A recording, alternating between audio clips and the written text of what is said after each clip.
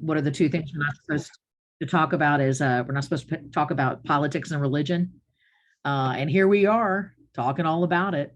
But I do think that we benefit from finding other like-minded people, because this is definitely a sea of red in the state of South Carolina. And so it's nice to find people that are more purple in their thinking. And so I completely agree with that. I think it's so interesting how the three books are completely unrelated, but completely related. I mean, one is essentially his memoirs of being an attorney. So in the three books, not to interrupt you, but so that Dr. Williams is aware, the three books that she's referring to are memoirs of a Southern Black lawyer by attorney Ed Brown, and then the Paradoxes of Desegregation, which is definitely a Charleston must read. It's one of the books that everybody in Charleston, if you're going to be an administrator or work in any administrative role related to education, it's a book that everybody should have as a required reading. And then the third one is one I know you're familiar with the Miseducation of the Negro, Dr. Carter G. Woodson. So we're looking at different perspectives of education, from local to a theorist, which would be Dr. Carter G. Woodson, and then someone who actually experienced the Charleston system or low country education that went through segregation and into integration, and how he sees it now as an attorney. So those are the books, but I'm sorry, go ahead, Ms. Aronson. It just, we use that phrase, going down the rabbit hole. And I think that you have no choice. Once you get here, you have to go down the rabbit hole. You've got to get back to how did we get here? And most of us, again, the miseducation wasn't just of Lauryn Hill. Turns out it was all of us. But we don't know what you don't know until you realize you didn't know it. And it's just the way that the three books have woven into each other. And how, working in the Charleston County School District for as long as I have, I know Alice and I have had some pretty interesting conversations, because, you do enough time in the district and you know all the players. And then to see how the history shaped that. I mean, I agree with you. I don't think anybody should be allowed to teach in this district, especially on the island schools, without reading these books, because I think you need the context. And I think a lot of people that are in education don't have the context of the communities they work in. And we can see from these books what happens with the do-gooders who went in to slave groups, and the lack of context and community understanding and what that brought. So anyhow, it's wild to me how separate they are, but how completely and totally intertwined they are. I learn something new every time I read. It's amazing. Yeah, this is one of the, sorry, go ahead. This is just, I was going to say, this is like, I think the only educational class I've ever taken where I just find myself like telling all these random people I know, like friends, family members, people I work with. I'm like, hey man, did you know that in 1925, there was only 3,000 people on James? Can you believe that? And there was 4 schools, and it just feels, I don't know, it feels weird to learn stuff in an education class and share it out to people that might have nothing to do with education, because it's just stuff we should just know in general, so it's cool to know more about the local history and things that obviously haven't been right and things that are moving in the correct direction. So anyway, sorry to interrupt. No. I'm glad that you shared that. I'm sorry that I interrupted you. That's exactly what I was hoping that we would kind of gain from this. And so I always want to say thank you to the College of Charleston for giving me the autonomy to select the instructional material, because, there was material that was selected and it was good. But I felt like if we're going to talk about taking action in local classrooms, then we need to have local source material that we can look at. And although the Miseducation of the Negro isn't necessarily a local text, but it does talk about the early process of educating the newly freed, formerly enslaved children, and what that looked like, and who was responsible for funding, and how did that lead to some of what we have with Brown versus Board, and then Brown versus Board trickling into what we see today. So I'm thankful for your feedback, and I'm glad to know that the texts were well received. What other thoughts anybody want to share before we kind of delve into first of all, did y'all love the 30-minute quiz? Vincent, how did you do on that 30-minute quiz? Yeah, I wanted to make a comment on like people who are making, you almost left me out. So my comment starts with the way you guys were laughing that I was carrying up, I don't know, or just carrying up nothing for most of those questions, because I mean, I haven't had the question before, like never. So how does that answer the question I've never had ever in my life? And then I'm relating that with the I try to teach high school maths to my students, who most of them, the last time they learned maths was maybe in grade 5 or 6, because they have left school and now they're coming back through other channels to try and finish high school. So it's something I've been pondering over the whole week, because the things I see every day.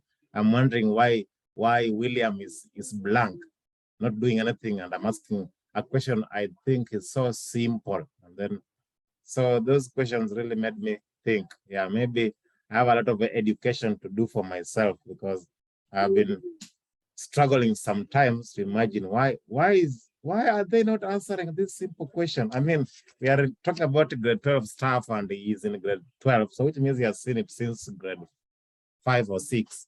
Then, so going back to that has been really kind of an education for me.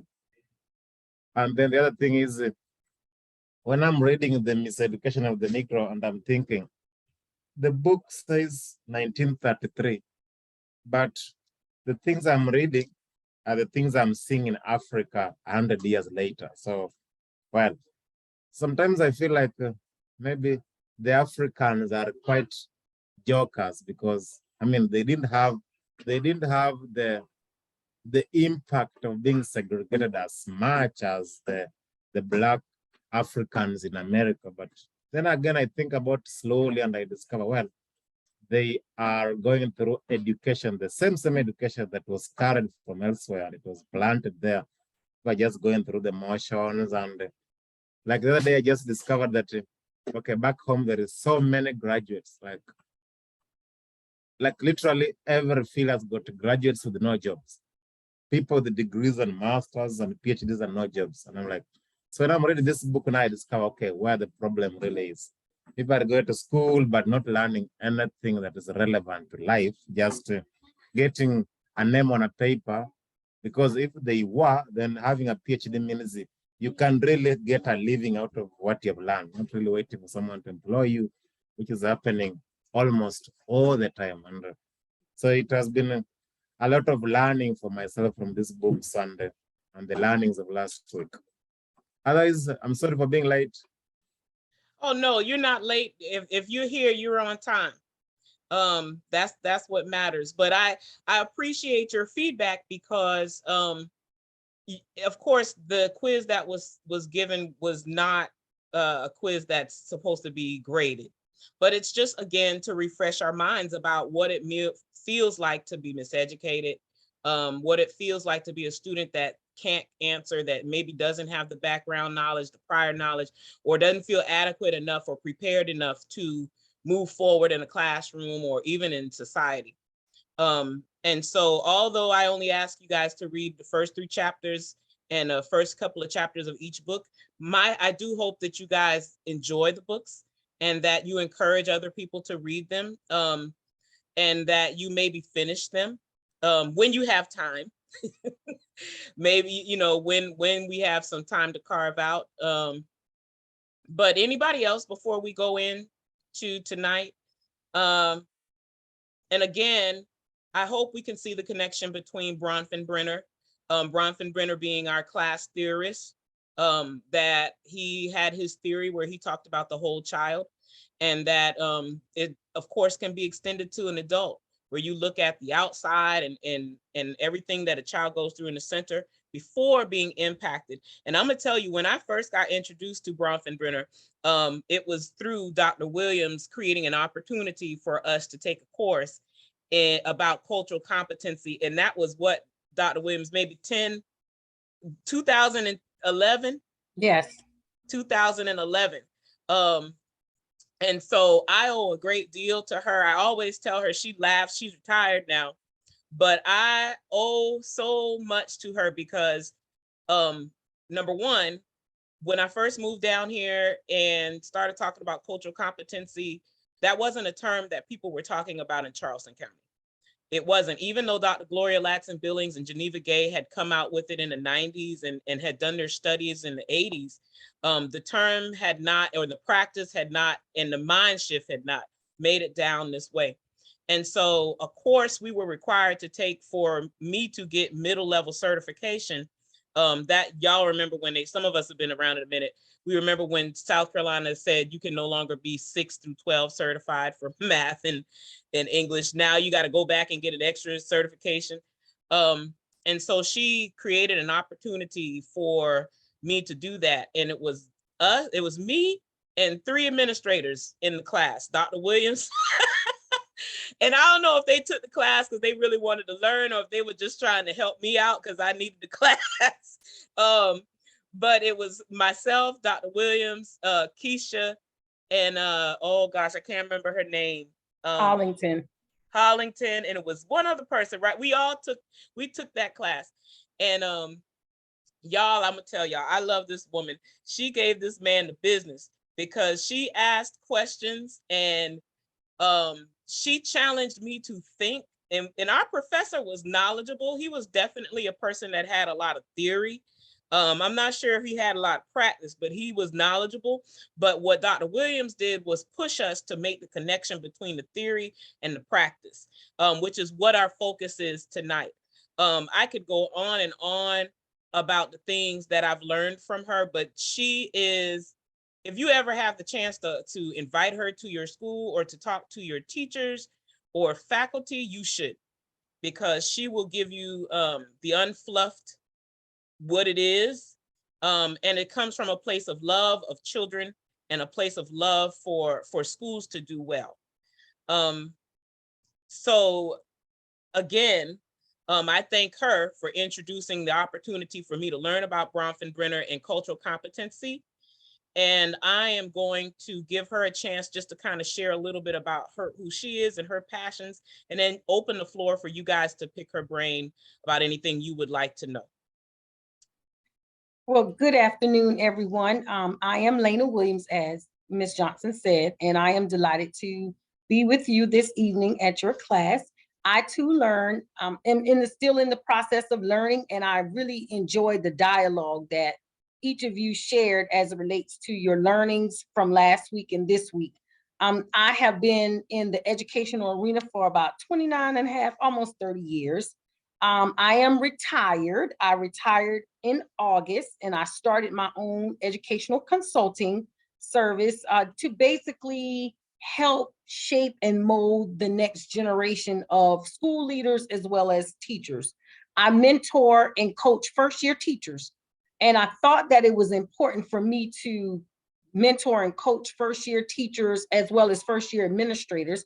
I coach any category, but this is my passion. And I say that because things are changing so much in our educational, in the educational realm. There's a teacher shortage, of course, and when people do decide to come into our profession, they're not staying very long because of all of the things that some of you are probably frustrated about. And so I try to help be a guide and to navigate them through some of the challenges that they may face, or work as an intermediary between them and their administration to kind of realize that if we don't begin to reshape the way we train, educate, and support our workforce, then education is going to die as we presently know it. And we definitely want to make sure that we're providing as much support, assistance, and I'm a person who believes in wraparound support. So it's just not helping them to maneuver on the job every day. It's helping them to maneuver everything on the job plus everything that they're maybe facing at home in life. And so I had the pleasure of serving in several capacities in the school district. I started out as a 5th and 6th grade math and science teacher. And then I moved into English language arts, which is where I wanted to remain because I absolutely love everything about teaching reading or English to students. And so I had the opportunity to do that for a number of years prior to moving into an assistant principal of curriculum and instruction role at a middle high school, then coming back to the middle school where I taught, and having the pleasure of serving as the principal for 10 consecutive years. And 10 years is a long time. So you get to see you really get to see real change and to enact real change when you stay in one position and one building for that amount of time.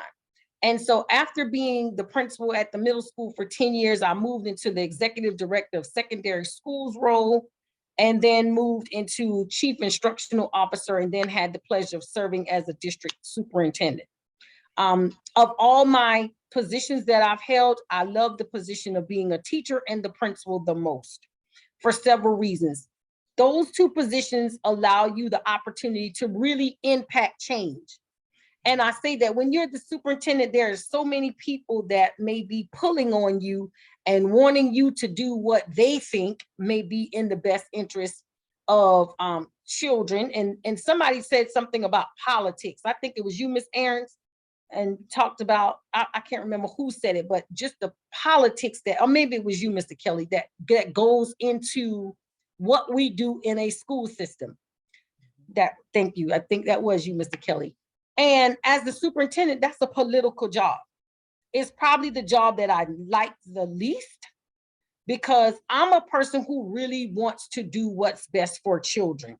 And if we're going to prepare our future generation, you can't have different people pulling on you, trying to, do different things. In the principalship, I loved it because I had the opportunity to really enact change for kids in my building. And you do that by hiring good teachers, supporting those teachers, and making sure that the teachers understand your vision for the school. As a teacher, it was easy for me as well because I had the day-to-day opportunity to interact with my kids. And what happened within my four walls was definitely going to be the difference makers for the students that I had the opportunity to impact. So of all my jobs, I would say being a teacher and being a principal were probably my most favorite jobs. As an assistant principal, you're doing what the principal tells you to do, and that's just the life and nature of being an assistant principal. And even when you're in a district office position, there are so many mandates that may come. But back to the principalship. And I know you guys are talking a lot about the disproportionate behaviors that may occur and how Black students may be, at so much of a higher level suspended or expelled, and how that's a prison pipeline. In my building, I had about 89% of my kids were African Americans. I probably had 3% white, and the rest of my kids were Asian. Okay. And so of course I had some of the same issues that you had. My teaching staff as well was similar. But the majority of my teaching staff was African American, and I might have had more white teachers than Asian until, there was a shortage, and then we had to use people like TPG or Faces. You guys may have heard those companies' names before. And of course, we were having a huge problem with a lot of African American boys, mainly, being written up for behaviors that maybe some people didn't understand, or some people didn't care to understand why. And it had a lot to do with their bias as to what they thought was aggressive behavior, attitudes, disrespect. Disrespect was probably the highest thing that my kids got written up for. Truthfully, it's like he was being disrespectful, or I'm just gonna say all kids. Disrespect was probably the infraction that kids got written up for the most. And I just got tired of it. I'm just gonna be honest with you. As a principal, I'm like, y'all keep saying these kids are disrespectful. What are they doing that is so disrespectful? And so they would say, well, I told them to do something, they're taking too long to move, or they're moving on their own time, or they're talking back, or whatever it was. So I knew in my building, we had to really take our time and develop some common language about what disrespect was going to look like in our building. What was disrespect? Because every one of us on this Zoom has a different opinion of what disrespect is. Disrespect is also different in various cultures. And I think sometimes we just assume that everybody is being reared at home the way that we're being reared.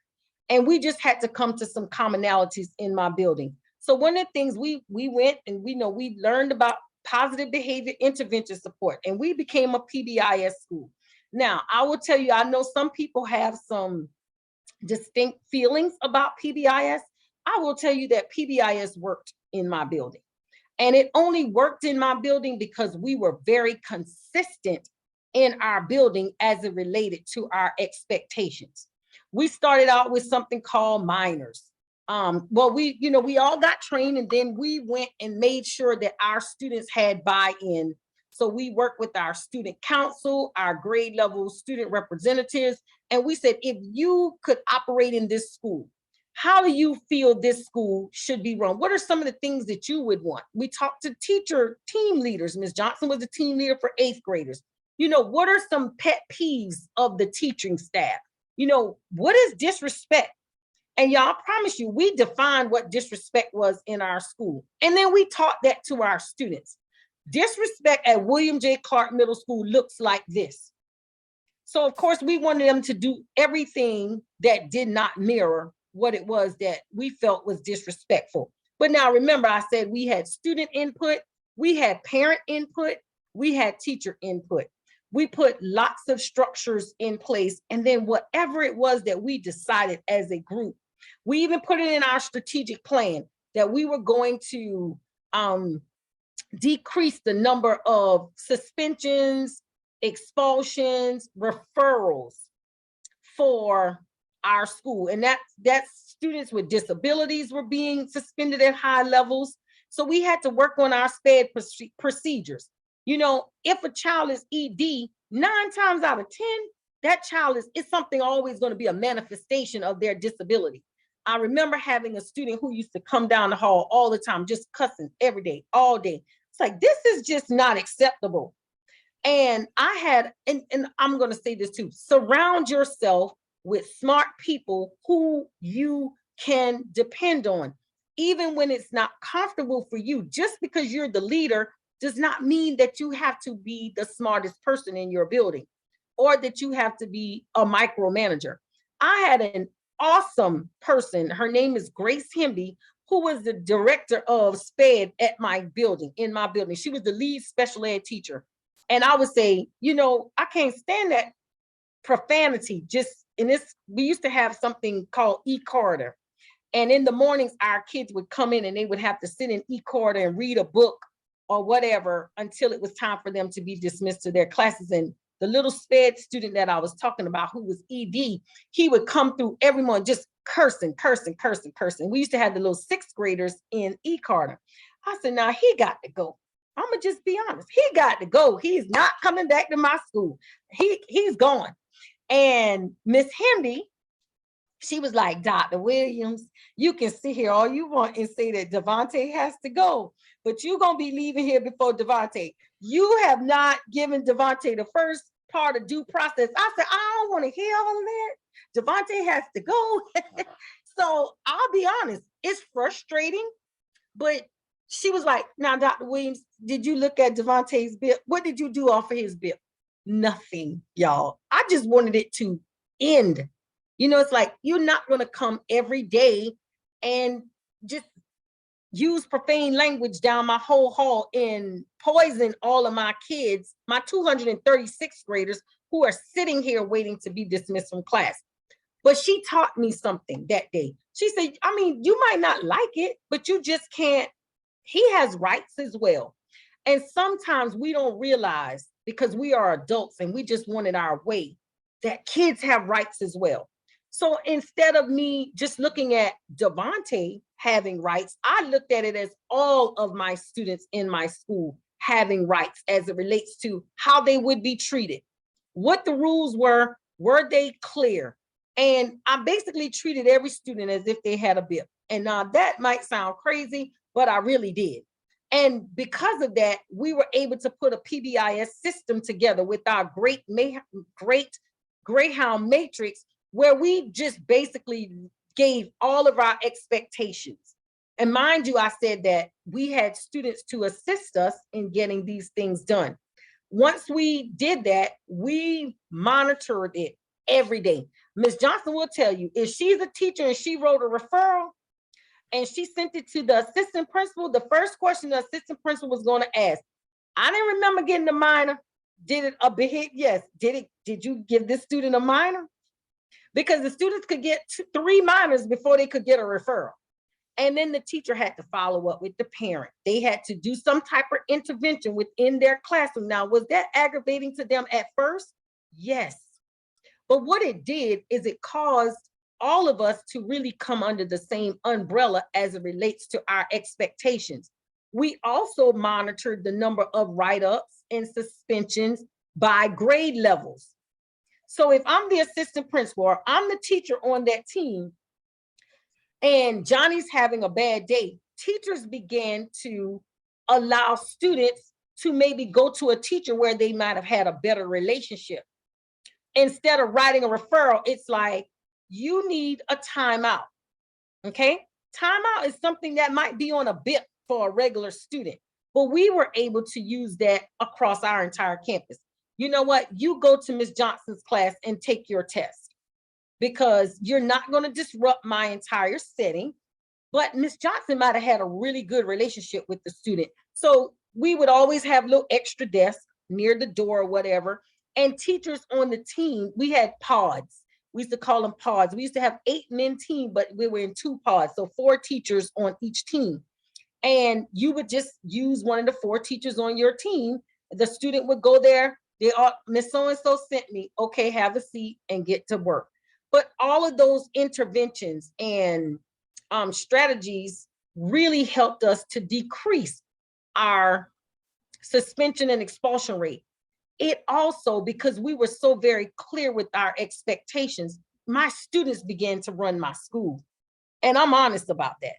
My students would say to their counterparts, man, don't do that. Stop, because you're going to cause the entire class to lose an incentive. Or you're going to, at William J. Clark Middle School, we don't run down the hallway. I used to hear them all the time. At Clark, we walk on the right side of the hallway. At Clark, we don't talk back to the teacher. We do what they ask us to do the first time. And so because we constantly rewarded them for doing what was positive and we did not focus on the negative. Now, that does not mean if a student did something that they were not supposed to do, they were not punished, because they were. However, we decided to focus on the positive. So the students who were doing everything that we wanted them to do, we always had something where we celebrated those students weekly, sometimes daily. And we had somebody who that was their main job, just to work on PBIS, because we believed in it just that much. We would put links in the hallway or in the cafeteria. And I'll be honest about this, some people, data is going to be, it can be negative or positive. And so anytime a student got a referral in a grade level, we just go add a little link to their chain in the cafeteria. So then the other kids like, oh, 6th grade, y'all need to get it together because y'all doing too much. I see y'all have like some extra chains today. Nothing that was to embarrass them, but just to let all the grade levels know, oh, wow. And they knew that the grade level that was the most well-behaved was going to have an actual awesome incentive. Let's just say that. And so that really worked. The assistant principals, they were more vigilant with their students. They work with those parents more closely, because who wants to be the grade level assistant principal where your kids are always the ones not making the incentive or not meeting the expectation because you and your teachers are not on the same page?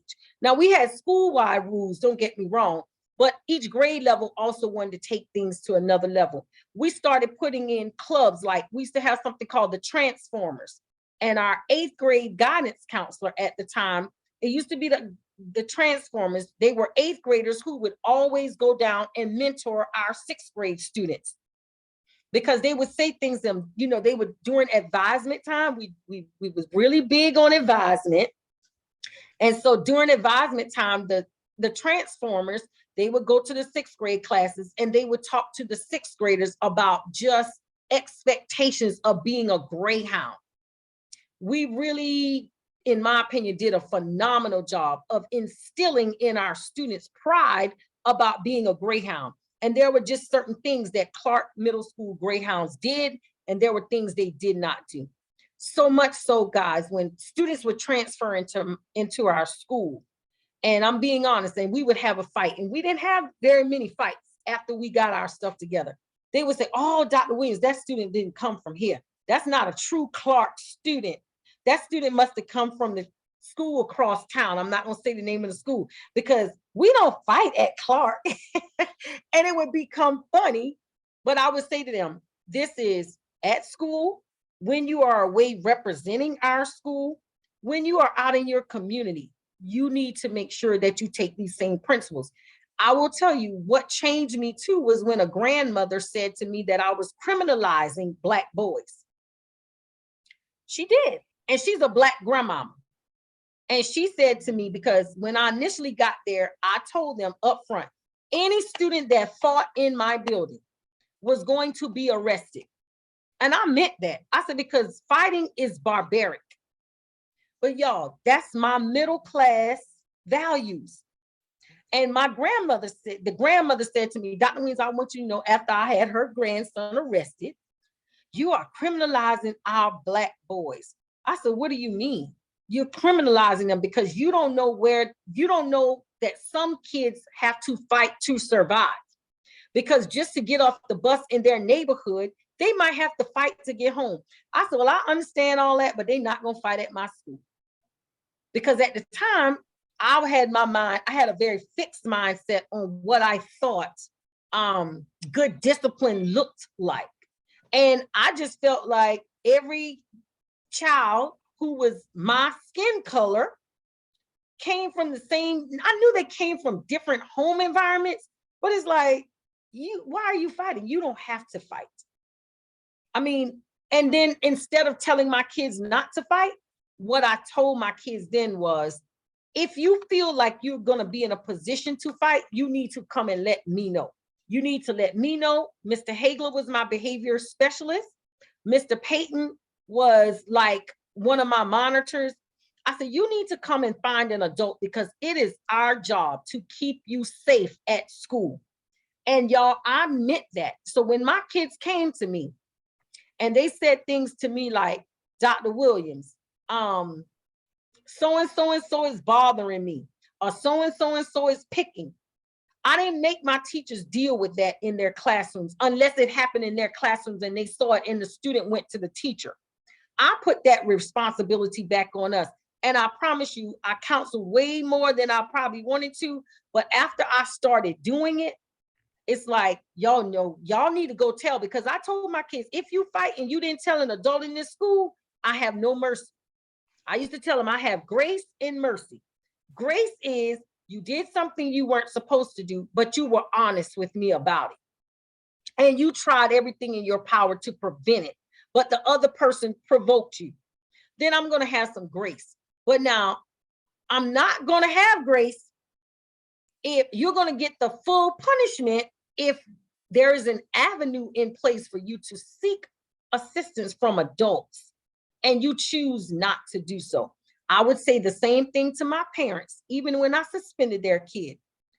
Mama, if something should come up again, your child is at home. You see them on social media. You know that somebody is taunting them, or you need to make sure that we know at the school so we can put some things in place. And I'm just giving you lots of examples. But I said all those things to say, we did all of that to make sure that we were not criminalizing our Black students. And y'all, because I had 89% African-American, 9 times out of 10, they were going to be the students that did the most have the most infractions. I will also tell you that I had some teachers, because I didn't have, and I'm telling you, perception plays a major role. I might have had an Indian child who may have done something, and I hope I can be honest on this Zoom, Miss Johnson, but because they're not perceived to be aggressive or just, oh, so-and-so is having a bad day. And I'm like, and you know, kids are gonna like, oh, wait a minute now. So you allowed so-and-so and so to do this, but then you didn't, but then when I did it, it was something that was a big deal. So instead of making it about race, I just made it about all children receiving the same punishment or the same rewards for actions, because we kind of took race out of it. Maybe it started that way because we were really beginning to see lots and lots of disparities between our African-American boys, mainly being suspended at higher levels. We also had a lot of teachers who recommended Black boys to be in special education. So we had to address that as well. We put a whole process in place. I mean, I made it an act of Congress, and I'm being honest. What interventions have we put in place? And I didn't put it on the teachers. I put the responsibility on me and my administrative team. What do we have in place to make sure that we catch kids before they get to the place where they need to be recommended for SPED? Because if we're providing the same opportunities for our SPED kids as we are to our regular ed kids, we're going to have less kids having to go into special education. So I basically eradicated, I basically got rid of self-contained classes in the normal sense.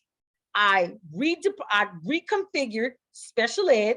I had a SPED teacher that taught ELA and social studies. I had one that taught math and science. And I did that because as a SPED teacher who is in a self-contained classroom, first of all, South Carolina has so many standards. There's no way they could master all those standards. And in a resource model, you know, the teacher is doing a pull-in. I stopped them from doing pull-in and they did push out, and I went to total inclusion. Ms. Johnson was an inclusion teacher. And she'll tell you that I made the resource teacher go into her classroom. That same Miss Hemby that I told y'all told me about Devontae. The resource teacher went into her classroom every block that she had SPED kids, and they team taught. Ms. Johnson provided them the same quality instruction that every other regular ed child in the 8th grade was receiving. Ms. Hemby was in that classroom to make sure she could provide those strategies if those kids were having difficulties. I don't know how long y'all have been in the profession, but we used to have something called focus schools in South Carolina if there was a disparity between the performance of your SPED population versus your general education population. Well, initially, my school was on that focus schools list, and I said, we will not remain on this list because I had 135 gifted and talented students. I had 140 or 150 SPED students. So y'all, that's a wash. So we had to work with our middle students, the students, I call them my average Joe Blows. We had to work with them, but we also had to move our SPED population. So I reorganized, I did full inclusion. They only pulled those students out to do small group testing, small group interventions, but all of the instruction for resource students came from certified content area teachers. Ms. Johnson will tell you another thing that I did to limit the disparities. She also taught my honors students, right? But if you taught honors, you're teaching special ed as well. They're all in the same category. It's just that we treat them differently. So I said to her, anybody in my school that teaches gifted and talented will also teach special ed. It's just different strategies that you're going to use to get those kids where they need to be. Now, I will tell you, some people did not like that. That was a lot for them to, you know, because some people only want the top. But my thing is, if you're great, you should be able to move the bottom as well. that also helped to lessen the discipline problems in our building, because all students became challenged to do what it was that they needed to do academically. So when you get those good behavioral structures in place, it has no choice but to move your school academically. And instead of just focusing on SPED, it was just, these are my kids and my kids have to produce. I had SPED kids, and they'll tell you, those kids would come to me too. Dr. Williams, we did really, I had SPED kids passing the standardized tests for the state. And of course, we got off the focus schools list. But I'm sure the reason we got off is because we changed the way we were providing instruction to those students. And so instead of focusing on their disability or their behaviors, because our ED kids were taught in a team model as well, I moved them off the hallway by themselves and moved them on the regular hallway with every other student. So when they're changing classes too. And all of that helps the child to feel better about themselves.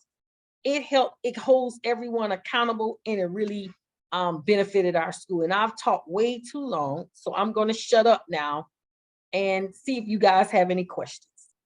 This is good. No, you haven't talked way too long. It made me remember some things. I'm like, oh yeah, we did. Everything she's saying, you know, a lot of people talk about things they do.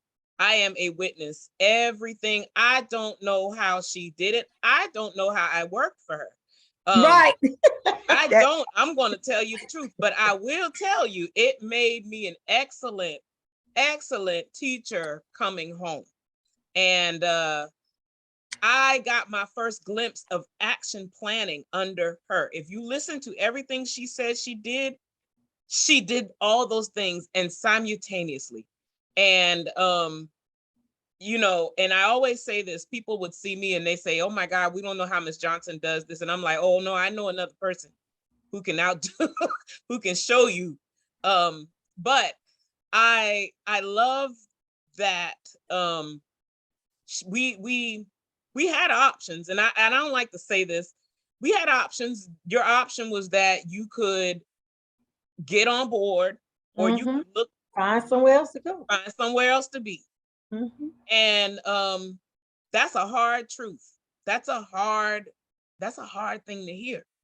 But most people ended up getting on board because no one wanted to be the odd teacher out.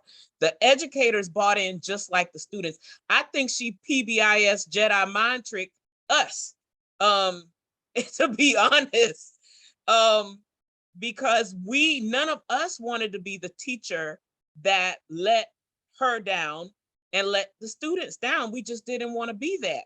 And because the children would tell. The children had a community where they would talk to each other about what was going on in the class next door, what was going on in the class downstairs.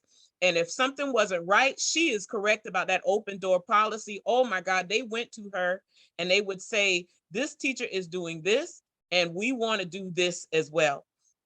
And so if the teacher was not able to do that, like I was really, really good at teaching grammar. And so when we got to portions for the past test that required students to learn about grammar or to focus on grammar and writing, Dr. Williams said, you know, I want you to go and help in this class and y'all switch off. So the teacher would take my class for the week and I would go to her class and do the grammar unit. And then we did writing workshops where we all participated.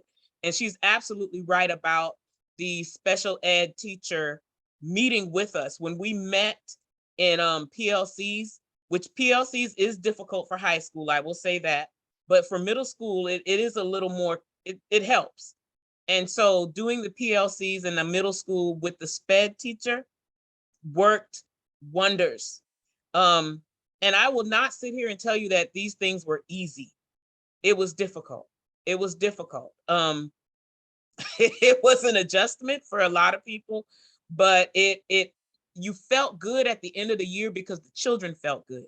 The students felt good reaching mastery. And And so I don't want to go on either, Dr. Williams, and I want to open the floor for other people to kind of ask you some questions. So I'm going to be quiet now. Anybody in particular have anything? It doesn't have to necessarily be related to to the action plan. I mean, it could just be to her experiences. Ms. Stafford. I got a question. So I'm curious, I'm 6th grade.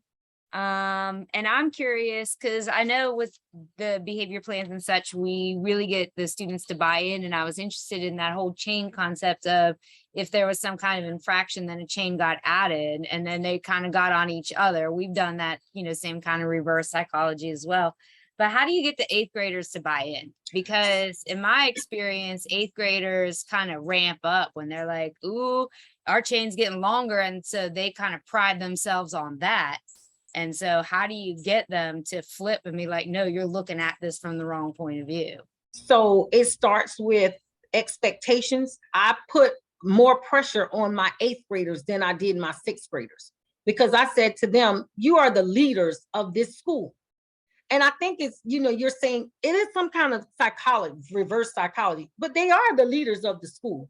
And I said to them, whatever you model for our 6th graders is what our 6th graders are going to do. So, we had a phenomenal guidance counselor for 8th grade. We had a phenomenal team in our school. Our 8th grade administrator was a no nonsense person. And, we just held kids to high expectations. And I know it might sound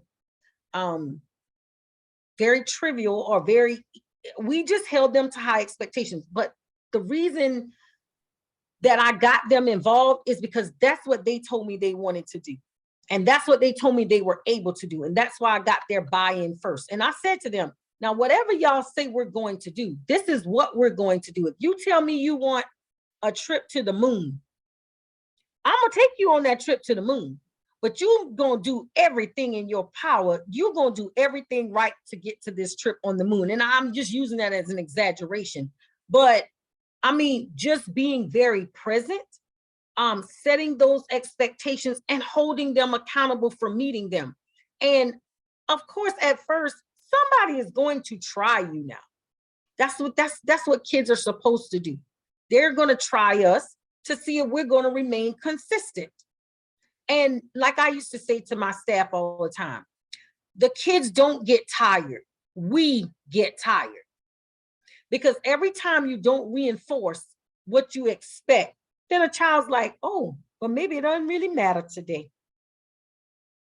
And that's just like when you're parenting your kids at home. If you tell them they have to be home at 7 o'clock, the first time you let them come home at 7:10 and there's no consequence, or you don't say to them, don't think that I didn't realize that you got here at 7:10. The expectation is 7 o'clock. It sounds redundant, but I promise you, we did it every single day, every single time. My kids had to wear uniforms to school. And I told them, uniforms are not going to be a battle for me. I mean, sometimes I'm not majoring in the minors. And I would say to them, you know what the uniform code is. If you come into my building without the right thing on, then these are the consequences. And let me tell you, my kids knew it better than me. And the teachers would tell you that. Now, Ms. Johnson just told you they would come and tell if they knew that they were supposed to get a restroom break, because you have to be realistic. Okay, if I'm having 90-minute blocks, somebody's child is going to have to go to the restroom. So we used to have restroom passes, right? Or we used to have agenda books, okay? And when I said to my kids, everybody has to bring their agenda book every day, okay? We had agenda books. In your agenda book was that pass. You can only have, I think it was 5 passes in a 9-week period. Y'all, I'm telling you, it's crazy, but I'm telling you, it really worked now. 5. And you know what? If you want to go today, fine. You have 4 more. They will begin to police themselves. They will begin to say, do I really want to go to the bathroom, or am I going to wait until my break? So we built in breaks for restroom breaks. And so the teachers knew that at a certain time during the day, each grade level went at different times, but each grade level had their own bathrooms on the hallway. What y'all billing your time? If Ms. Johnson was happy and just constantly teaching, and then the kids like, Ms. Johnson, it's time for our break to the bathroom. Y'all, we ain't going on break today. Okay. Dr. Williams, we did not get a restroom break today. Ms. Johnson, we told her that it was 9:50. I'm like, Ms. Johnson, you're not being consistent. If the restroom break is at 9:50, you need to take them to the restroom, because I don't want to hear the residual, which means for the rest of everybody else's day, then the kids are saying, well, we didn't go to the bathroom in Ms. Johnson class, so can we go to the bathroom? Now you've thrown off everybody's consistency. So we held each other accountable as well. And it doesn't, I don't care if it was academic, I don't care if it was behavioral. My kids knew that they could count on me to make sure that the teachers were doing what it was that we all agreed upon, and vice versa. If my students weren't doing what they were supposed to do and they had to get a write-up and the teachers had done everything that they were supposed to do in advance, then the children knew what the punishment was going to be. And we did it every single time. The parents knew, oh, you already used all your restroom breaks. I don't know what you're going to do. You better train your bladder. I mean, parents would say it because we expressed it to parents too. The only way we're going to be able to move our school instructionally is we got to protect instructional time. So I'm going to build in breaks, restroom breaks for them before they go to lunch. They get to go to the restroom before they go to lunch or right when they come back. So you build in 5 extra minutes when it's time for them to go to lunch to make sure they can handle their personal needs. I mean, and 8th grade was the grade level that we probably was the hardest on, because they were the leaders of our building and we told them they were setting the expectation. And I mean, it takes time, but it is doable. And no, they weren't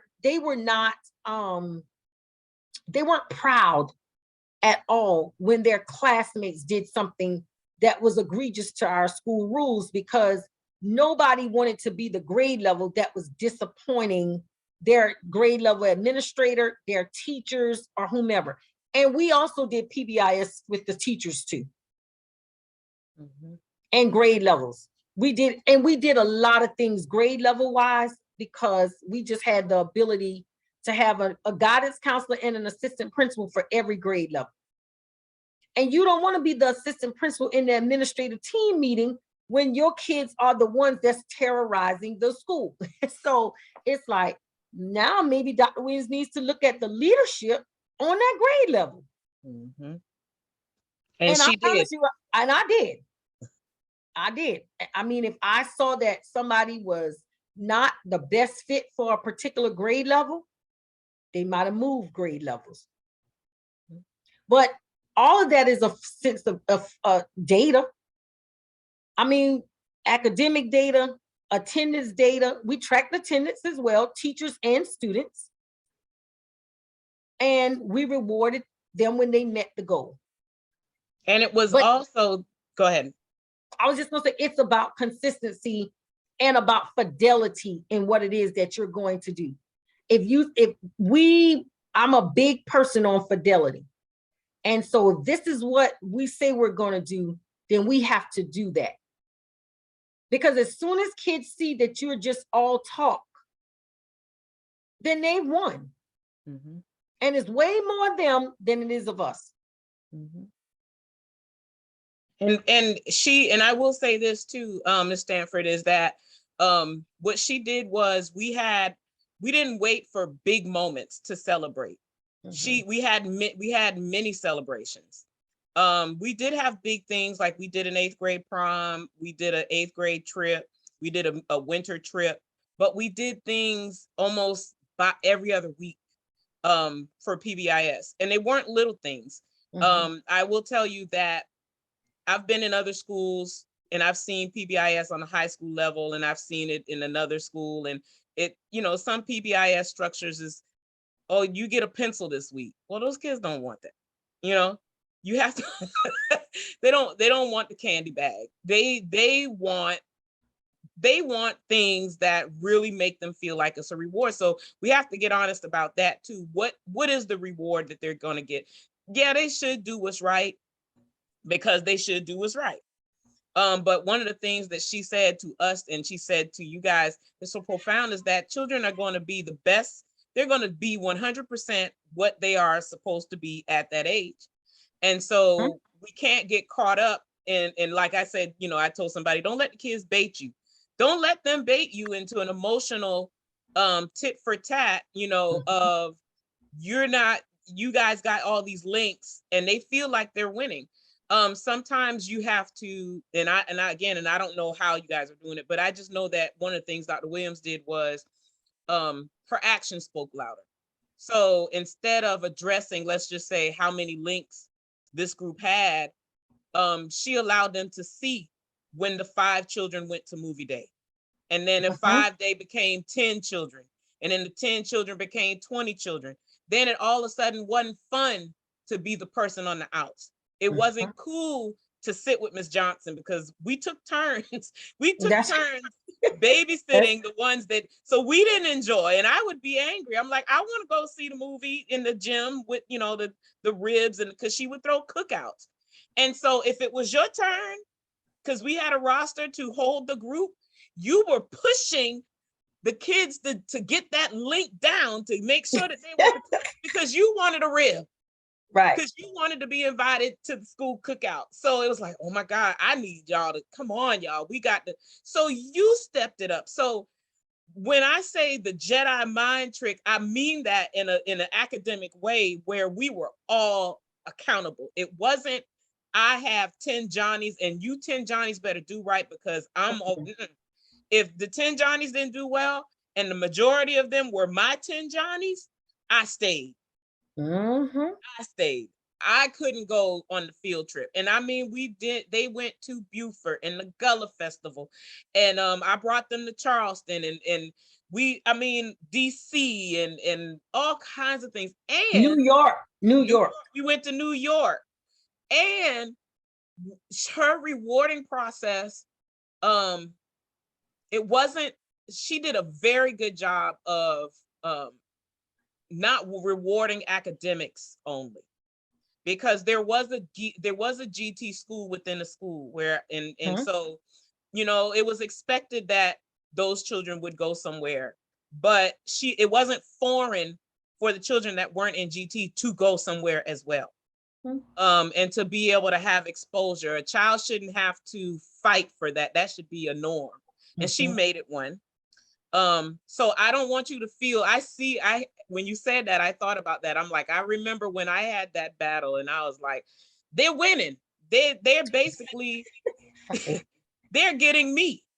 But I had to be creative and say, okay, how can I, and there was a lot of, I always say we couldn't Harry Wong everything, you know, we couldn't.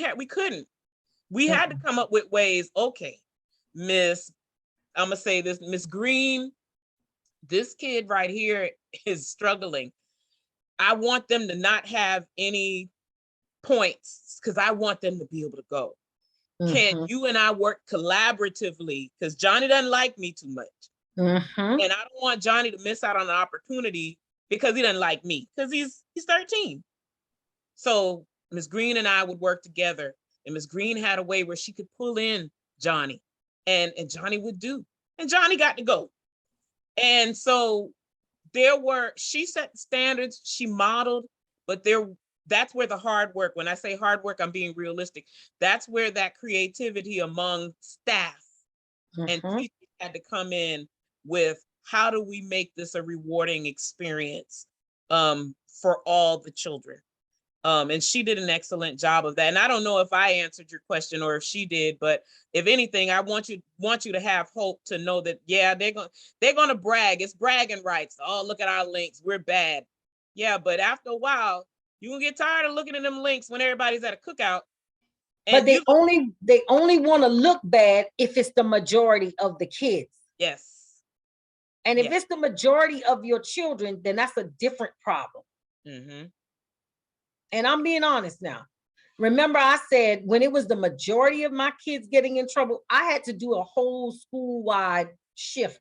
I told you, I put it in my strategic plan, what we were going to really do to decrease some of those unwanted behaviors in our building. I mean, of course, it's going to start out that way because it's new and people are going to try, but I promise you more and more, when everybody is consistent and everyone gets on board, the kids are like, man, you know, what we have coming up, man, come on, man, you're going to cause our whole class to, you know, not be able to do something, even though it was individual now. And I would tell my students up front, what the expectation was. And you can't make it something that's so long that it's unrealistic. I couldn't say to my kids, okay, you have a whole 9 weeks before I'm going to give you an incentive. Because some kids would have never gotten to the incentive. So I might have said, okay, guys, at the beginning of this week, for the next 2 weeks, I'm seeing too much lagging in the hallway. I might use that as an example. Y'all are taking too long. I'm having too many tardies in your grade level. Okay, because I used to have a tardy bell and the music would come on. I did so many things to try to help them be successful. Okay, you say you don't remember how long it takes 3 minutes for you to go to the bathroom, get some water, go to class. I'm gonna give you a warning bell as well. So the incentive, like Ms. Johnson said, the incentives were normalized and scaffolded. Okay, this week, it might be something like an ice cream social for the class that has no tardies. Everything wasn't school-wide. Some things were specific to grade levels. Some things were specific to certain classes. Okay, Ms. Johnson, your class seems to be struggling with, okay, what can we do? Okay, you know what? If nobody in this class has tardies for the next 2 weeks, because in that process, y'all, I'm really still working with them for them to understand what 3 minutes really looks like. To a kid, 3 minutes is a long time, and it's really not a long time. So in that 2 weeks, if I have nobody tardy to class, your whole class gets a pizza party. What do you think they're doing? Oh, come on, we ain't going to the bathroom today. That lets me know you don't really have to go to the bathroom, right? It also lets me know if you do go to the bathroom or to the water fountain, you hear that warning bell, you immediately get to class. So now after that 2 weeks is over, I'm expecting that every single time because you just showed me that you could do it.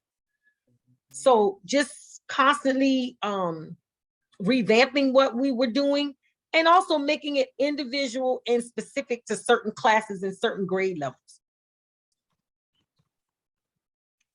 I'd like to add a comment. Mm-hmm. I saw you speak at the EIR symposium earlier this year, and one of the things that you said, which really struck me and stuck with me, was, I believe, your philosophy as a building level administrator. And it was the following: inspect what you expect. Oh, yes, ma'am. And I think that is fundamentally key. I have worked in 6 different schools. I've worked with all different types of administrators, some that are as bold and as out of the box thinking as you are, and then others that are classical. I'm going to toe the line. This is the expectation. I think the biggest issue in education is we don't inspect what we expect. I think this is a classroom teacher issue. And I really think it's a building level administrator issue. I had somebody say to me the other day, oh, he is such a good teacher. And I said, no, he's not. I said, you like him as a person, and he's a great person. I agree with you, really like him as a person, but he does not make the curriculum accessible. And so he is not a good teacher. And those are 2 different things. But because this person is making statements based on their feelings and not on their observations, I think that, you know, we all deal with this. We all work with people that are not good teachers, but people have the sentiment that they are. And there's no one holding them accountable because there's no one inspecting. The other thing that is so powerful about PBIS, because I originally started in a PBIS school with a really strong team lead. So I was taught how to use map data and the day card. And I was able to understand, okay, these are where my kids can actually function independently, because the goal was always independence, because that's the greatest gift we can give children, right? Independence. And so it wasn't what you said, it was how you say it. And, you know, you hear little memes and whatever people throw around about, you know, it's not the words you use, it's how you say it. It matters. It matters how you say things. And fundamentally, none of us are motivated by punity. That's why the prison system doesn't work. That's right. We're not motivated by being told we're terrible. We're not motivated by being told we're not smart. And in special education, as an educator who has a penchant for kids with emotional disabilities, I can assure you the reason that we work well together is because I don't talk to them like that. That's right. I don't want to be talked to like that. And that's the first conversation we have is I'm going to show you respect and you're going to show me respect. And this is how we're going to do this thing. And look, as a kid, you're going to make some mistakes. I'm going to remind you. And I'm going to consistently show you respect, even if I don't like what you're doing. I can like you and not like your behavior. Right. They're two very different things. And I think that it's also one of the things that I love that you said earlier was that you created a common language for behavior. I think another major fallacy within the land of administration is not having people held accountable to how they write a referral. Yes, we are people and yes, we have feelings, but a referral should not be all your feelings. And that's how you know that the situation is beyond the scope of what is reasonable behavior for a child is when an adult is writing this crazy referral, that's, you can see the tug of war. You can see where the adult made the misstep per se. And again, it goes back to universal language, universal expectations, but I think that comes from bold leadership. And I do think that there are a lot of administrators that they kind of shift like the wind, whatever program comes in, whatever program goes out. And I love that you said that you'd been in the same place for a really long time. You were able to basically reap the fruit off the tree that you planted. And I don't think we have that in Charleston County. It's almost like the musical chairs game. And they just kind of do a dance around the chairs and they just reorganize administrators every now and again. But it didn't necessarily solve the inner working issues that are happening. I do think it's a blessing that you were able to get a counselor and an admin for every grade level, because that staff, I think, can make a huge difference in implementation. But as far as getting a grade level to buy in, I think that takes having the support. Do you have administrators that will pay for the things in order to do the things? Because, it does take incentives and it does take money. And when I was at Memminger, we had a really strong PBIS and we had money and we had incentives. And you're right, ED kids need the reward every week. Some kids were able to save their little Starbucks and get their reward in a month, but you need a system that's going to work for all of them. And I think we have a lot of systems that work for the middle. No child is behind basically was all children will be mediocre. And I think that we've worked into this middle, but, we're not looking at how, anything we do for special education is going to go really well for everybody.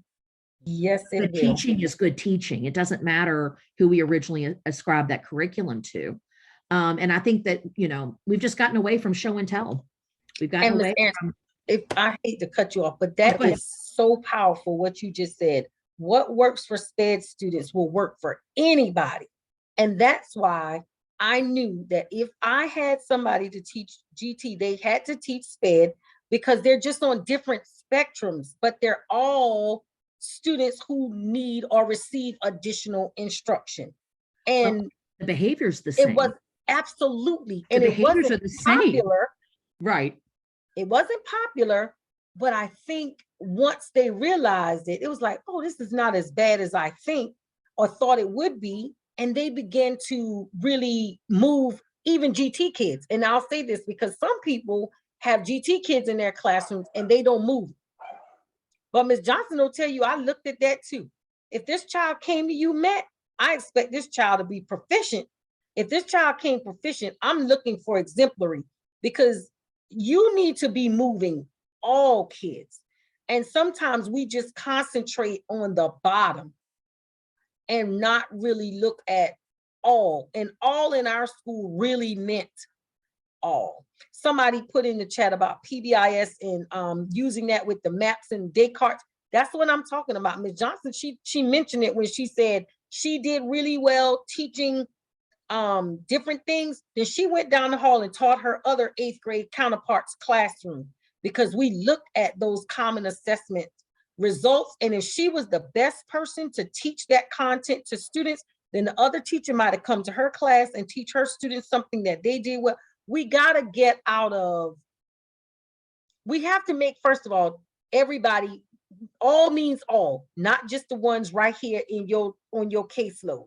And you know that in special ed, you have 30 something kids, you dealing with probably sometimes 10 teachers for those 30 something kids. All meant all in our school. And that was academically, behaviorally, emotionally, all meant all. And I want to say too, that that's what, I hate to keep saying this, but that's what prepared me when, for even coming back home. So the data, I will say, I don't have an administrative degree. I have, you know, my education degrees, but I thank Dr. Williams for trusting me to look at data, teaching me about data. I soaked up everything from her. And that's why when people say sometimes, oh, we need to do common assessments. And my question has always been, why? What is your why? Because the purpose of common assessments is more than just to say everybody's doing the same thing. Common assessments are to see where people's strengths are. And it's harder to do in a high school because you have people teaching different levels. You have inclusion classes, you have GT classes that may have, you have classes that may have GT students in them. So it is harder to do. It's not something that you can't tackle, but you have to revisit and reformulate your why.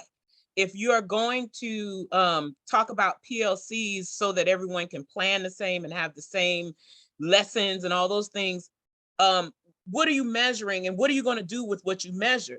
Are you going to switch up teachers? If Ms. Ahrens is teaching, let's just say hypothetically, Ms. Ahrens, if you're teaching rhetoric, and you're ahead and I'm teaching sentence structure at the basic form of rhetoric. And your kids, we're both taking common assessments and your children got all greens. I'll just use, you know, most of the time you see the data, it's green, yellow, red. If you have all greens and I have some reds and yellows, then what we should do then, administration should say, okay, we're going to do some switching up. But if you're not doing that, then you're not using common assessment, PLC data with fidelity. And so, you know, I hate to be that person to say that, but we can't just do things for the sake of doing it. That's not the purpose. And so if folks don't understand why is that important to do it that way, how to be effective with the data we have, then adults are going to get bored and they're going to question. They've got to be able to see what you're doing with the data, how you are going to reorganize. So another example I can tell you of action planning that I got from Dr. Williams is the stealth population, which now has the mentorship with Big Beyond at James Island Charter High School. I learned to do that by working at William J. Clark and with what we call the S.C.O.P.E Academy. And so I wasn't able to see the S.C.O.P.E Academy. I didn't want to plan. She pulled me, called me at night in the middle, like almost 11 o'clock and was like, we got permission to do this incentive or with, I can't remember what it was called, Carolina. Transform SC Schools. Transform SC Schools. And we sat down as a small committee and worked that, and it went on, it was successful. But what it did is it made me test the waters of action planning outside of just my classroom. And so coming to James Island, I was able to employ that same thing. I didn't call it SCOPE, of course, but with stealth, you're still focusing on the middle. Because a child, like she said, if a child is at MET, but that child has the potential to be at another level, why aren't we moving them? Why are we okay with them being at, you know, what is it, adequate? If they have the potential to be exceptional, we should move them. We should make it a norm that, hey, we're all in this with moving you. But all of that, I can say I got that from Dr. Williams. And we don't know what it's going to be. We adopted that. That was one of the things we used to push on our charter goals and charter goal 3. So hopefully we'll be able to see the data of that. But I can already tell you, I know that it works because it works with her. It worked with her at William J. Clark. Thoughts and feedback. We're almost at our 6:30 mark. What are some other thoughts, feedback? I'm like the children now. Yeah.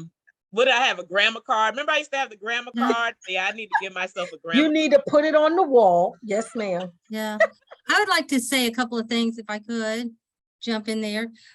First of all, Dr. Williams, thank you so much for joining us today. I think you're right on target in terms of, you know, I love your all means all and expect what you expect, using data, you know, and using it with fidelity and using it for incentives and for program planning. All of that is right on target. I do want to just kind of bring up the idea of perception. Because it seems like I am being hit everywhere I can go, every angle, by people that don't want their children to struggle in any way. If it's hard, struggle is important.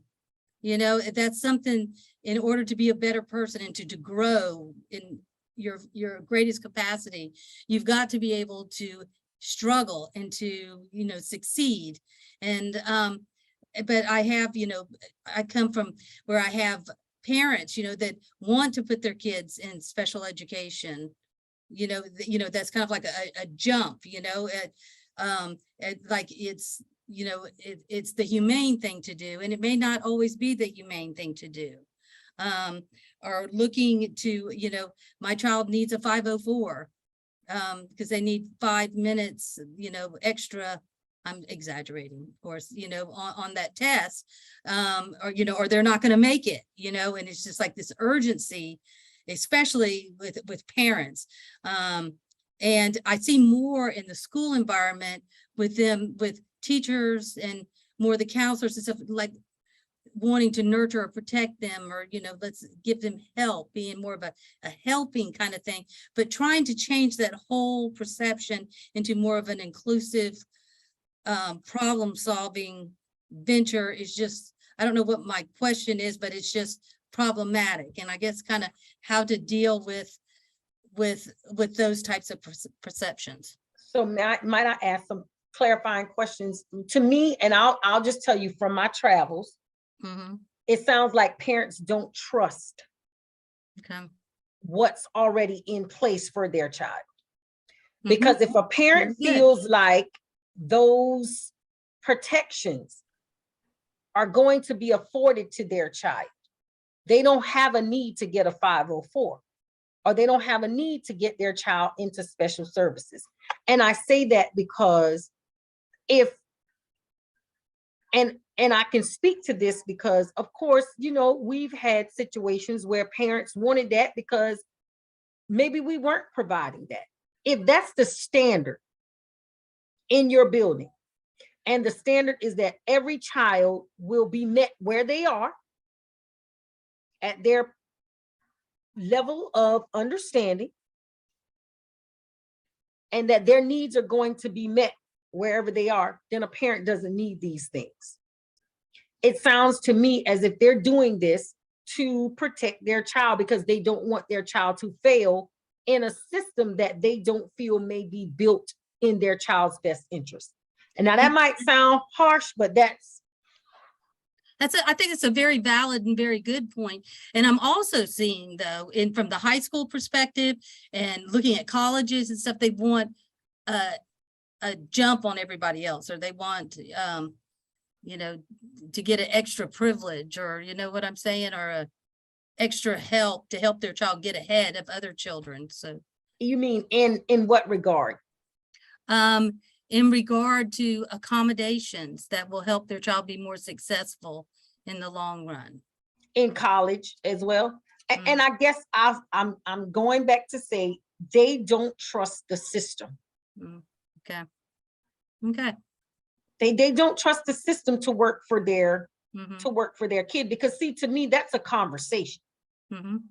That's, my child really needs extra time for assessments. That's not necessary. Remember I said that every one of my kids kind of sort of like had a bip, especially if they were a kid who was constantly misbehaving, and I had a SIT team, which was a school intervention team, and their job, we used to meet as a SIT team, and I made my guidance counselors responsible for that.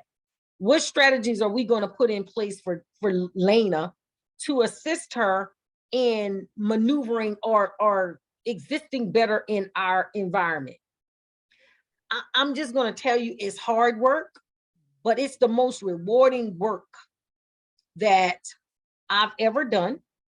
I'm true when I say it was a labor of love, because I lived in that community. So I knew that if those students did not get a good foundation, that was going to really cause me some residual consequences later. I treated every last one of them as if they were mine, like they were my personal too. I have 2 kids, and I wanted the same things for them that I wanted for my 2 children.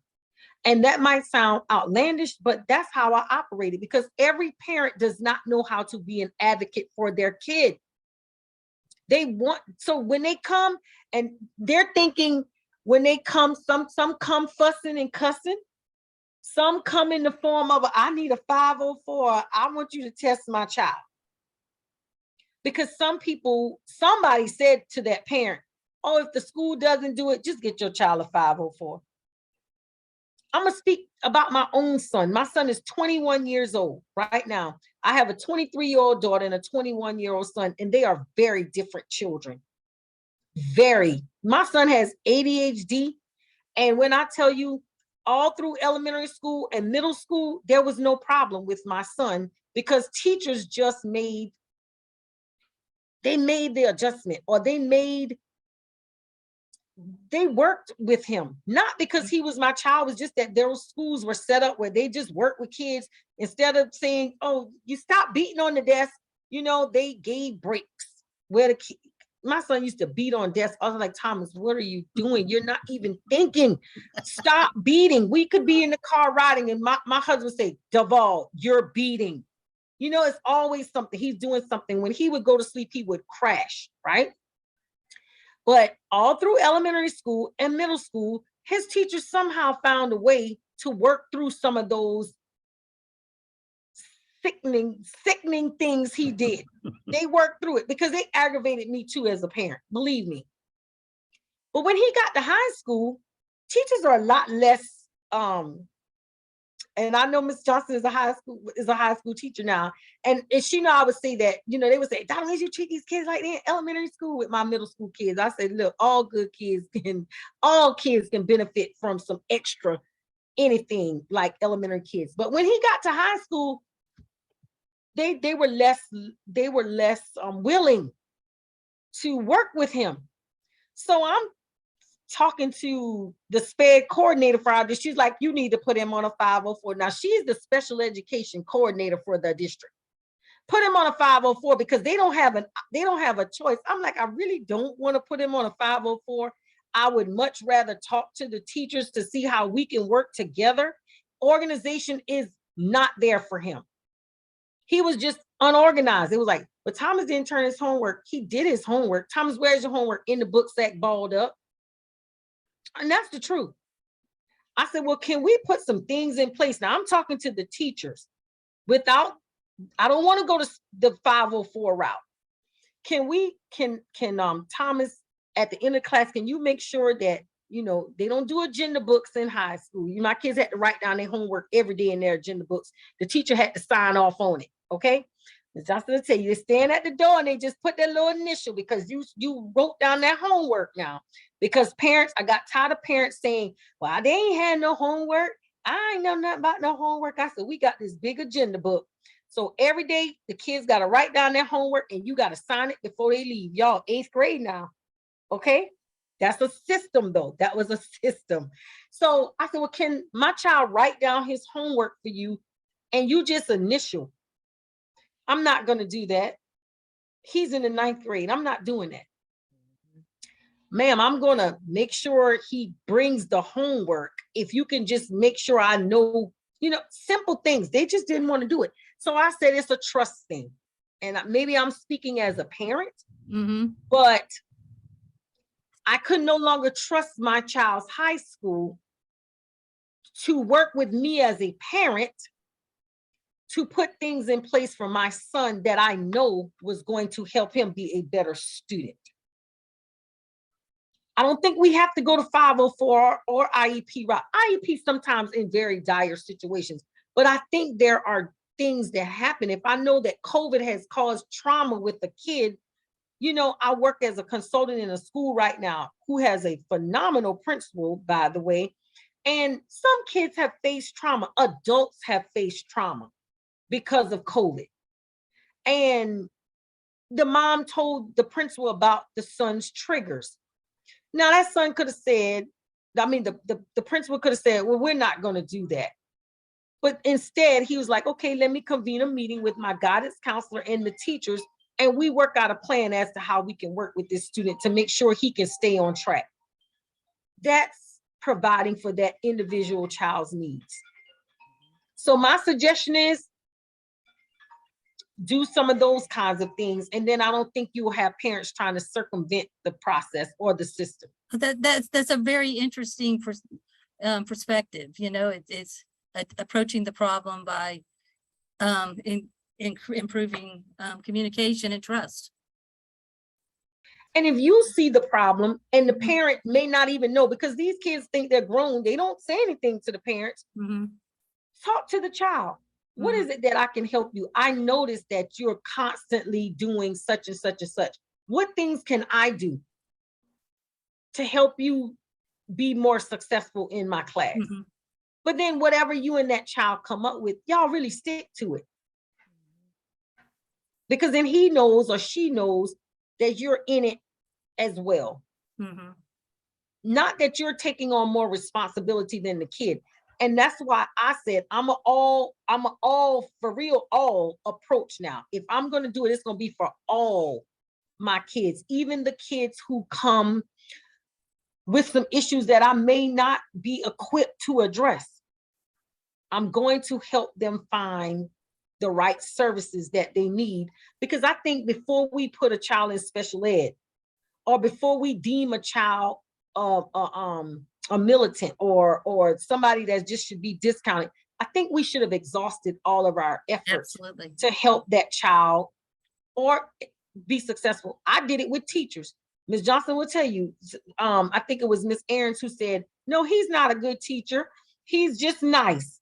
You know, I was the person, I'm going to support you. I'm going to teach you up. You might not be good, but by the time that I have put my resources, time, and effort into helping you improve as a teacher, if you don't improve as a teacher, it's not going to be because I didn't stick it out with you. It's going to be because you did not choose to get better.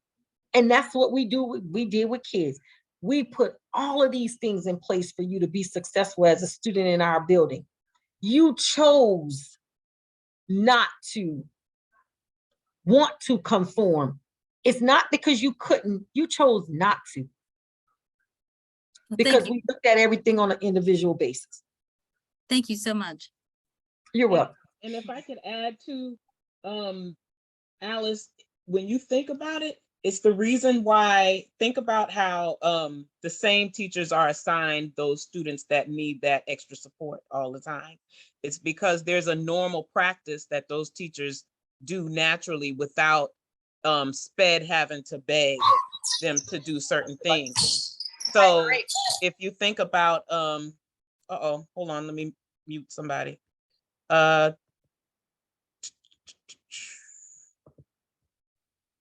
So if you think about it, for instance, Hillier, there's a reason why someone might keep going to Mr. Hillier. There might be a reason why, I don't know many people from the math department, but we'll just use Coward. There's a reason why Ms. Coward might be the person who you and guidance collaborate on and say, we think this student will work here well. Scruggs, there's a reason why someone might say, let's put this child in Ms. Scruggs's room, because those are the teachers that get it, right? Those are the people Those are the teachers that don't have to be sat down and primed to put the needs of the student first. There are certain things that even for myself, even with the research paper, when I've done the research paper, you know, it's extensive, but there have been times where Lisa would say, let's redo it this way, or let's do a skeleton of what they can do.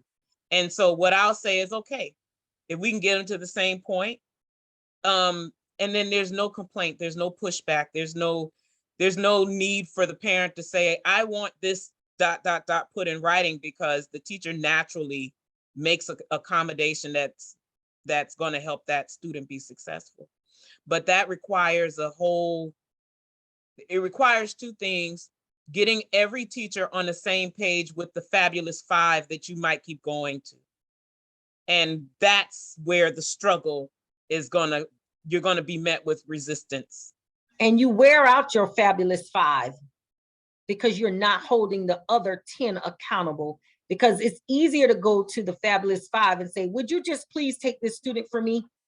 Because I don't have time to be working with Miss Johnson, because I don't want to hear everything she's going to tell me about this kid.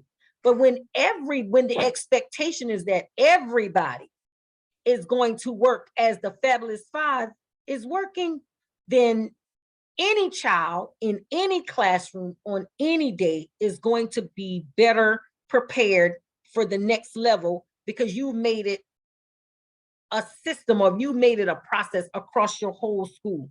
I used to always say to my staff, I'm no longer going to have peaks and valleys in performance. And you're only as strong as your weakest link now.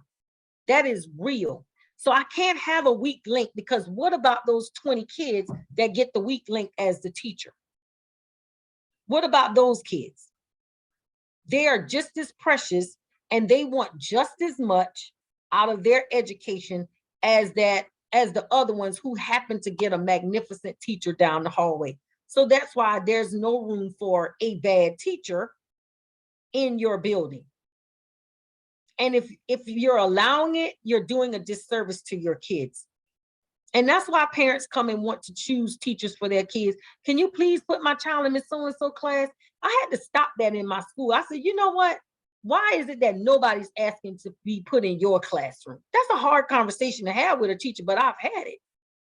You know, I'm tired of people asking me to go to this person's classroom. I said, I was happy when I got to the place where I was able to say to parents, ma'am, it doesn't matter what classroom you put your child in at William J. Clark Middle School. All of my teachers are going to do what they need to do for your child. I have all good teachers. And that was true. And for the one who wasn't so good, they left on their own because it became uncomfortable. Because the expectation was, we're going to do it right every day. Another successful principal said to me, when you do it right every day, you don't have to get right. You stay right. And y'all might think that's a cliche, but it's true. It didn't matter if people were coming in to observe us or whether it was just us. And I said to my teachers, when I come in to observe your class, that should not be something that's outlandish for my kids. When we came in, my kids did not even pay us any attention because they were so used to us being there. They were used to us being there, and our teachers just continued to do what they were going to do. We were not visitors in their classrooms. We were a part of the learning communities in my school. Mm-hmm.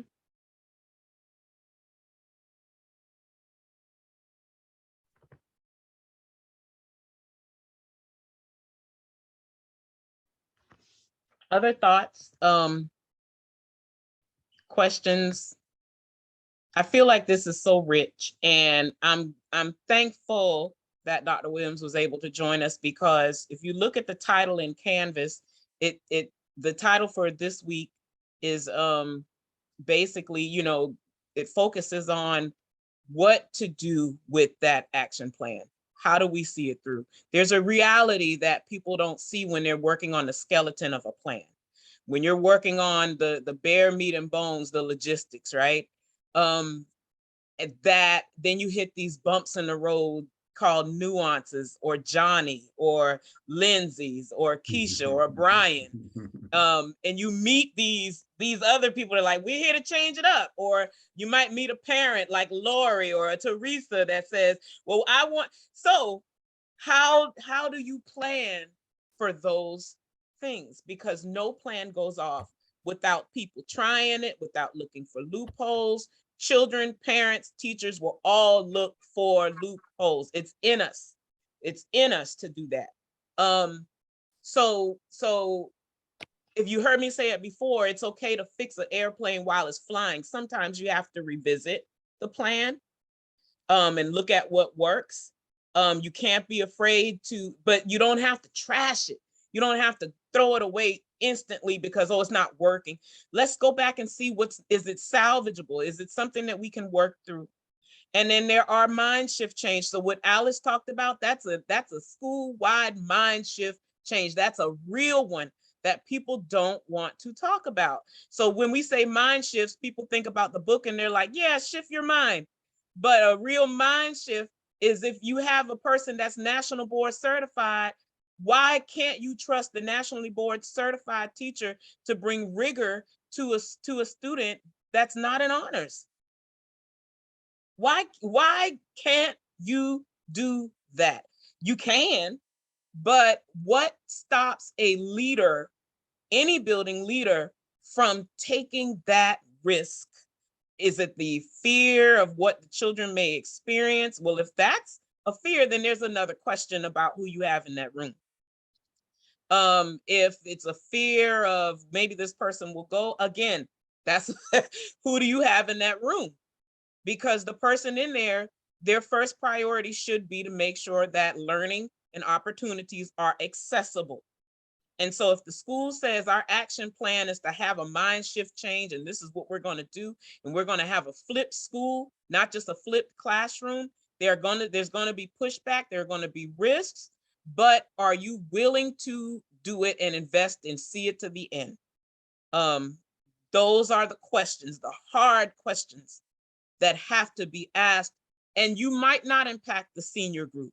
You might not impact the 8th grade group, but that 8th grade group that's rising will benefit for the change that is made for the 3 years prior. It takes time. I said this before in another session with the stealth population in Big Beyond, and I can only say that because that's the most recent thing that I've done since leaving Orangeburg. That didn't happen overnight. That took a couple of years, and we won't see the benefits of that overnight. And so to what Alice's point, what you're talking about is a real thing, but that's a conversation that has to first be had. And then after it's had, it's going to have to be had with a larger group. And then leadership has to get to the point where they're willing to say, hey, we're going to change things up regarding who teaches what is, where their strengths are. That's where PLCs and real data walls and looking at data, that's where your common assessment data comes in, not the horse before the carriage. Now you're forming a marriage between who your teachers are and what they're strong in with the data that you're having, not just having someone do a common assessment in isolation and you can't explain your why. Your why should be to align the best teachers with the best practices to the students that need them the most. And if that's not your why, then what are you pushing it for? What's the need for the stress? And if you meet that teacher, if Lisa is the bomb at teaching question marks and periods, and Lisa may have to just teach question marks and periods to all 90 kids and may need to rotate for another unit. But that's a leadership risk. That's a cliff diver that those in the position and the power to say, hey, we got to flip this. They have to be willing to do that. I think that's a community thing. And I think that some schools have that sentiment where, you know, we're comfortable going in and watching each other. Like one of the things we did at Meminger was we went and observed each other. We were required every quarter to go observe each other. And you know, you walked out with one thing that was amazing, and then one thing you can immediately use. And it just kind of created that open door policy. And of course, I was at Burke, so you know, we had teams of like, I don't know, 16 million coming in at a time for an observation. So you just got used to being observed all the time. But I do think that, you know, quality over quantity is really where we should put our time. And yeah, every part of this conversation, I agree with all of it. Yeah. Thank you, Dr. Williams. We will share more questions with you. I appreciate you. We'll chat. Thank you. Thank you, everyone. Have a good evening. Thank you. Thank you. All right, y'all, we are still recording, but I do want to make sure that I address any other lingering questions. Any questions regarding the action plan? If this action plan, I'm gonna go ahead and stop the recording. But any other questions about the reading or tonight or moving forward, since we won't see each other next week?